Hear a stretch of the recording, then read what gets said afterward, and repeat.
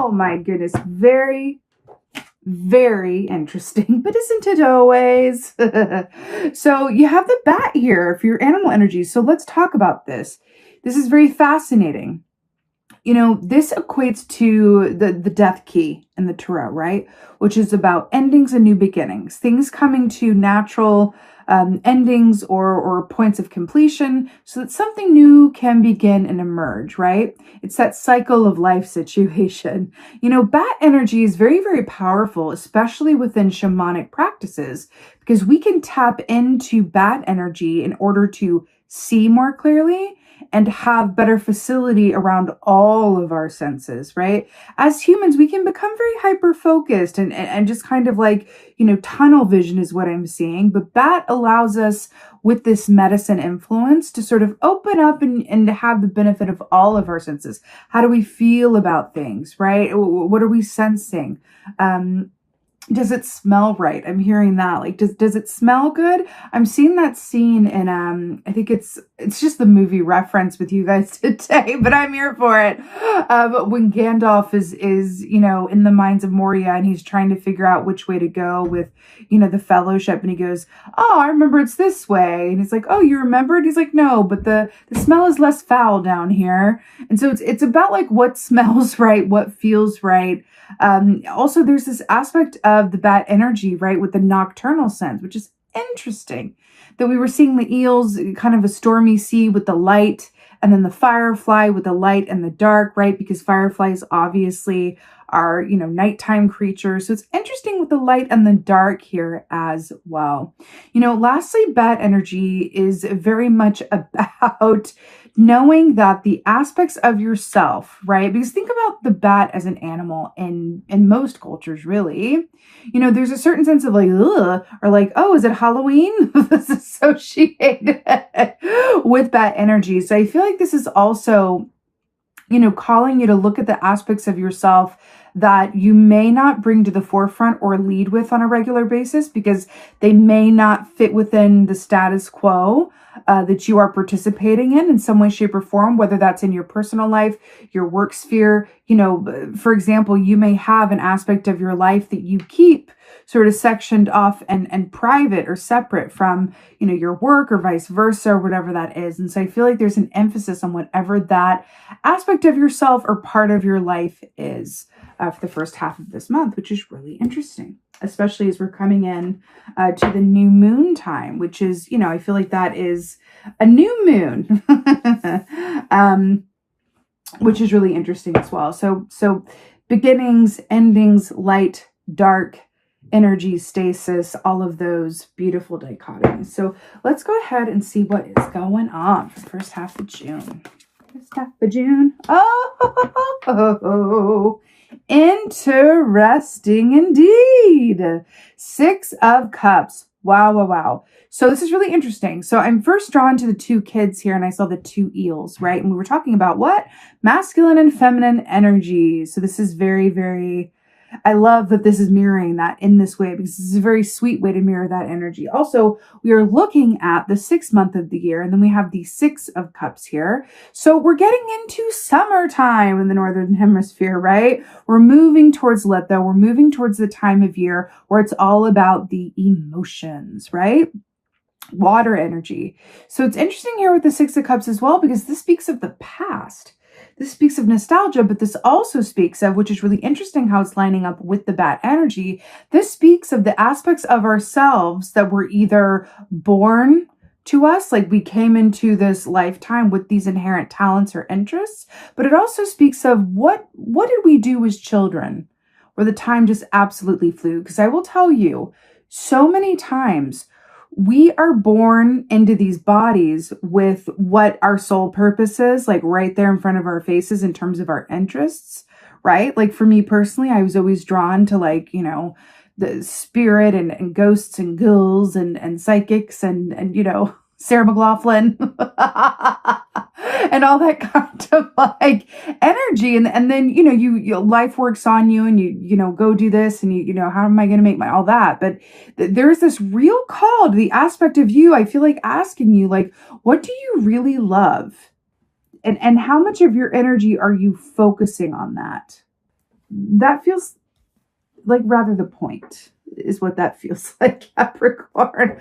What do you love and how much time, how are you focusing on that? Fascinating. 8 of Swords. Fascinating. Do you see how she has that blindfold on?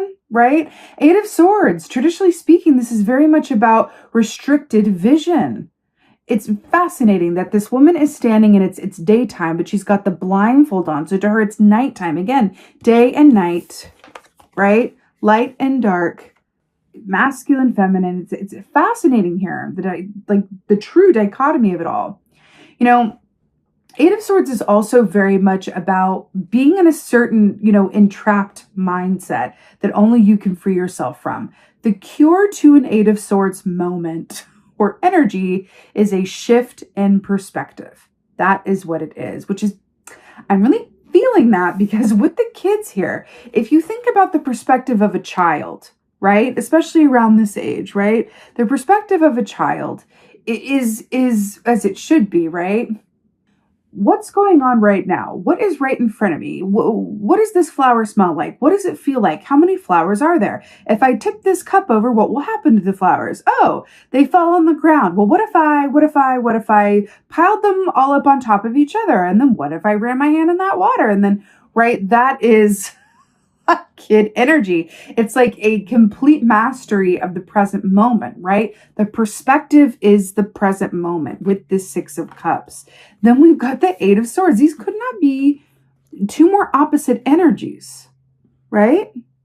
So it's focus on what's going on in front of you in the now moment and then restricted vision. I feel like you are being called to redirect your focus. She's also like standing at this body of water here as well, right? So it's very watery mind palace situation, but I feel like you're being called here to really consider, again, not just where your focus is, but what do you love, how and in what ways you are putting your energy into what you love, but also getting a very clear view on what is going on in your situation and in your given circumstances. What is working for you and what is not? What is working and what is not? And this can be as simple or as complicated as you let it, right? This can be approached in a very simplistic way where it's like, okay, what do I feel happy spending my time doing? And what do I dread? What feels like obligation? What feels like, a pleasure, right? And really sort of taking account of those things. Because with this bat energy, with the ending and beginning, I feel like there are things in your atmosphere that want to be shifted or altered in your energy. There feels like there is something coming towards you because I'm getting drawn back to that firefly, right? But it was enclosed in a jar. It wasn't able to be released, right? It was literally a firefly in prison, right? Which is really interesting given the greater context of this. It feels like there's either an idea or a dream or a knowing that is being called for you to first take the blindfold off and see it and acknowledge it. I feel like for some of you guys, it's like, yeah, I know what that is. I just like, I've just been too busy over here. I just haven't wanted to do that, or I have fear around it. You're being called to first acknowledge what aspect of yourself is being kept, what in you in terms of a source of inspiration, right? Because the wands, because again, Firefly, 8 of Wands, the wands rule the realm of the actions that we do or do not take, usually around the work that we love to do or our interpersonal relationships that, inspire us and that we're passionate about. So if in terms of this firefly being kept in a jar, what aspects of yourself that you are truly passionate about, whether it is the work that you do or your relationships or your soul purpose or whatever that is, what aspects of those things are being inhibited, right? Or constrained or restricted or not allowed to really come out and play or breathe, right? I'm seeing the image of a fish who only grows as big as its fish tank, right? Is it a bigger tank? Right? Do we introduce a bigger tank or do we swap out the fish? There's something in that for you. Now you have Queen of Pentacles in reverse here. So interesting. And I'll get to why this is commenting on the 8 of Swords so beautifully. So Queen of Pentacles in the upright. She is so rich. And here's why. She's not rich because she has a lot of gold and treasures and all of that, which she does, but that's not what makes her wealthy. What makes her wealthy or rich is that everywhere she looks, she sees gold. Everywhere she looks, she sees something to be grateful for, which makes her the gratitude queen. She's all about gratitude, right? Remember what I said about how the cure to the Eight of Swords is a shift in perspective? Can I tell you that the most surefire way to shift one's perspective is through gratitude? It is so true. It's kind of a cliche, but like for a very good reason. Gratitude, I can tell you personally, has moved me out of like more chapters in my life where I've been really static or really frozen or just really kind of holding myself, blocking myself off from a lot of good that wanted to come my way. And then finding even small ways to shift to a perspective of gratitude. I'm telling you, it is the equivalent of standing on dry land next to the water and then allowing this, to jump fully in the water and just swim freely. It really makes a huge difference. So the fact that the Queen of Pentacles is in the reverse for you, I feel like this is this is very much speaking of a need for a shift in perspective, right? I feel like for you guys as well, because we're looking at, the bat, which is death energy, endings, beginnings, focus on the present moment, masculine, feminine, giving, receiving, that dichotomy, and then restricted vision, and then a needed shift in perspective or focus. I feel like there's this overall aspect for you where I feel like I'm looking at a sort of like a quarry, right? And I feel like there are these, these stone blocks that just want to be moved so that the river can just like flow through. And I feel like that's what we're looking at here. What is blocking that river from flowing more freely, whatever that is for you, right? Really interesting. But I really want to get some advice. I'm very, very keen to get advice for you guys for sure. We're talking about a shift in perspective and all of that good stuff and going, what do you love and how much energy are you giving to it? Oh my goodness gracious. It's so good. Okay. So your advice is Seven of Wands. Fascinating. We've been talking about wands, right? Remember the firefly equates to the Eight of Wands. And we have Seven of Wands here as your advice. So Seven of Wands, I always hear that John Mayer song, Bigger Than My Body Gives Me Credit For, whenever I pull this key. And I feel like it's so true because Seven of Wands is very much about knowing that you have obstacles, right? But that you will surmount them with persistence and effort and patience and faith. That is Seven of Wands. You got some mountains to climb, but that's okay because you got your climbing boots. That's what this is. I'm actually hearing lyrics from another song called Worry No More. I just got shivers. The song Worry No More by Amos Lee. I'm hearing for you guys. There is these lyrics that say, keep climbing, keep climbing, keep climbing, worry no more. That's what that whole thing, it feels like your advice is Worry No More by Amos Lee. So it's a beautiful song if you want to give it a listen to get you into that, energy for the first half of June. This is very much about putting one foot in front of the other and knowing that you got this. But it's interesting because this is Seven of Wands. We're talking about Eight of Wands. We have Eight of Swords here. We're talking about Eight of Wands, which is an upward movement and ascension. And then we were seeing that firefly trapped in a glass bottle. So you are in between the Seven and the Eight of Wands right now, which is another way of saying you are in between putting in some effort, right? Making some edits and changes and shifting one's perspective to literally be broken free out of that, glass jar and flying straight ahead through to the Eight of Wands, upward movement, ascension, progress, a lot of good, fast energy, right? It's interesting here as well that we're looking at the Queen of Pentacles who's in her lush garden and is so, she's got it all going on. Everything is ripe and in bloom. In the reverse. And then we have the Seven of Wands, which is like someone has clearly raided this garden and eaten all the good stuff and just left it kind of rotting as well. I'm just hearing to keep moving forward that there's this aspect of like your perseverance is going to pay off. In order to help you get to the other side of this, it's about a shift of perspective, steeping into that gratitude of what is working, and knowing that everything that you desire, your happiness, your fulfillment, you living out your life's purpose, your financial abundance, your relationship abundance, whatever that is on the other side of you being willing to take a look at your given circumstances and being willing, like the bat energy, to make shifts and edits as needed, right? Let's go ahead and get an oracle for you. I'm feeling like the Clefbaron read. Let's do this one. Oracle for the Capricorns. Oh my God, stop. It's so good. So we have the eyes of beauty, positive expectations and clarity. Hello and goodbye. And we were talking about this already. Also, it's the number 25.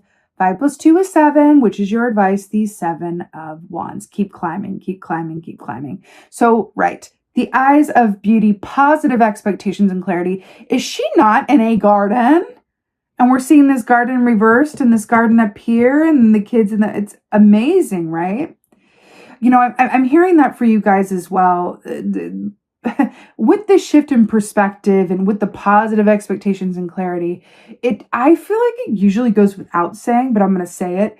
Nature. I'm telling you, that is the great, back to your meditation as well. Remember, we were talking about grounding yourself, you know, removing the electricity, removing yourself from those currents, and grounding yourself within nature, within that environment. I feel like that's a little tongue-in-cheek message for you as well from spirit, because all of this nature here and saying like a lot of this can be accomplished through literally separating yourself from technology, even if just for a couple of hours or whatever.